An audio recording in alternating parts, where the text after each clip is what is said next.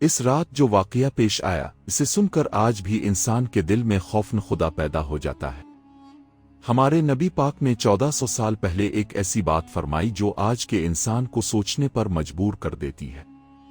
نبی پاک نے فرمایا کہ دجال کے ظہور سے پہلے 3 سال ایسے آئیں گے جن میں آسمان اپنی 1/3 بارش روک لے گا، پھر دوسرے سال 2/3 اور تیسرے سال 1 قطرہ بھی نہیں برسے گا۔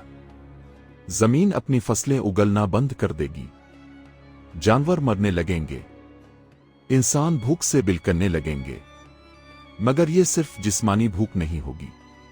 علماء فرماتے ہیں کہ یہ قحط دلوں کا بھی ہوگا، ایمان کی کمی، یقین کا خشک ہونا اور حق سے دوری۔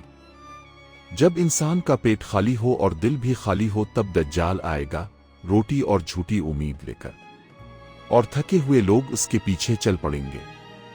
آج دنیا کے کتنے ہی خطوں میں قحط ہے، فصلیں تباہ ہیں، پانی کم ہو رہا ہے۔ تو سوال یہ نہیں کہ وہ وقت کتنا قریب ہے، سوال یہ ہے کہ جب وہ وقت آئے تو آپ کا دل ایمان سے بھرا ہوگا یا خالی؟